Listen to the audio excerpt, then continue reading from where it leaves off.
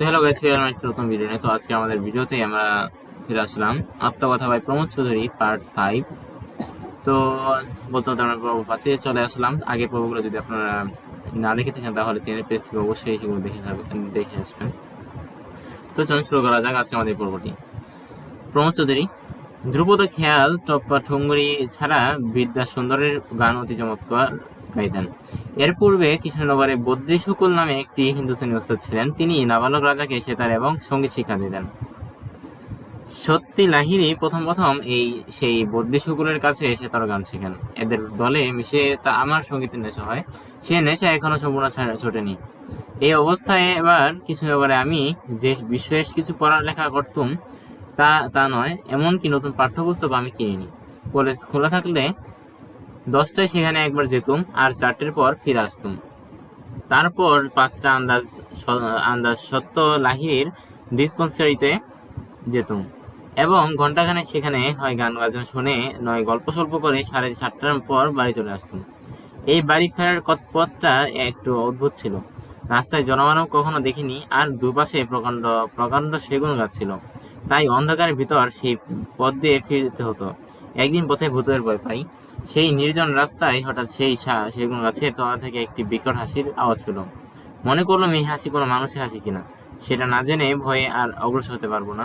তাই প্রতি সেগুন গাছের গায়ে ছড়ি দিয়ে মারতে মারতে তা 2-4 পা করে এগোতে লাগলাম।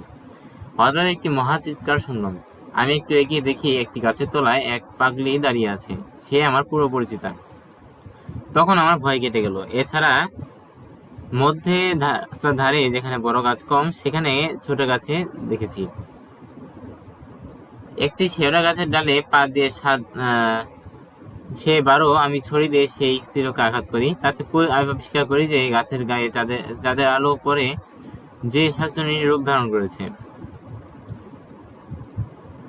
সত্যবাবুর ডিসপেন্সারি থেকে আমাদের বাড়ি প্রায় 2.5 মাইল দূরে, আর এর বেশিরভাগ পথ সেগুন গাছের ভিতর দিয়ে যেতে আসতে হতো। সন্ধ্যার পর ঘোর অন্ধকারের ভিতর দিয়ে তবু সঙ্গীত অথবা আড্ডার এমনই নেশা যে আমার উক্ত আড্ডায় হাজির হওয়া নিত্যকর্মের মধ্যে হয়ে উঠেছিল। আমার কলেজের পড়াশোনা এমন ছিল না। শেষটা ডিসেম্বর মাসে আমি পরীক্ষার পড়তে আরম্ভ করি এবং ফেব্রুয়ারি মাসে টেস্ট পরীক্ষা দিই। তার ফল থেকে আমি অনুমান করেছিলাম যে আমার পরীক্ষায় প্রথম শ্রেণীতে উত্তীর্ণ হব।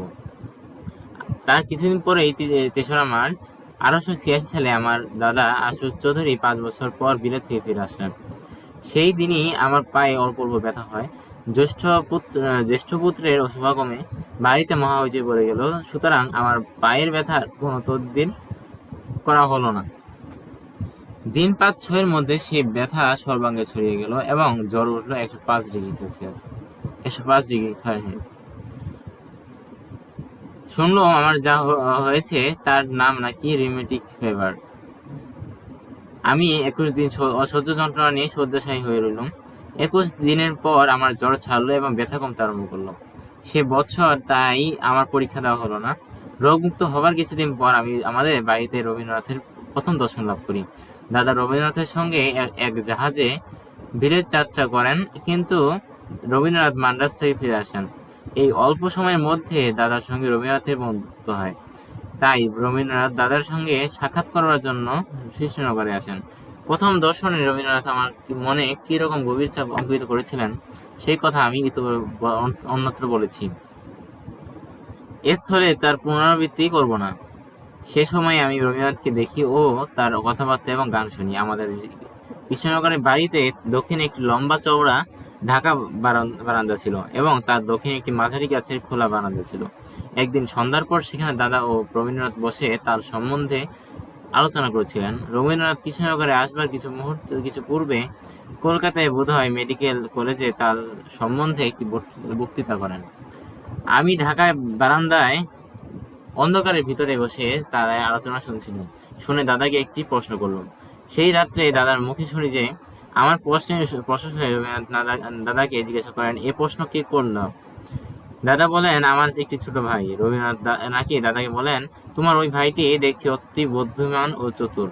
আমার সেই প্রশ্নটি ছিল এই যে, রাস্তা দিয়ে একটি ঘোড়া যদি সমান জোরে দৌড়ে যায় তবে তার সমাপদ বিক্ষেপের শব্দ কি কানে মিষ্টি লাগে না? যদিও তার ভিতর কোনো সুরস্বর নেই, আছে শুধু সমান সময় ব্যবধান। তিনি এর মতো পাড়াগাঁয়ে এসে একটি রুগ্ন ছোকরার মুখে এরকম প্রশ্ন বোধহয় প্রত্যাশা করেননি। রবীন্দ্রনাথ সম্বন্ধে সংক্ষেপে আমার বক্তব্য এই যে, আমি প্রথমে আবিষ্কার করি তিনি দেহ ও মনে একটি লোকোত্তর পুরুষ। তো বন্ধুরা, আজকের পর্বটি এ পর্যন্তই। ফিরে আসুন নতুন পর্ব খুব শীঘ্রই। Stay tune.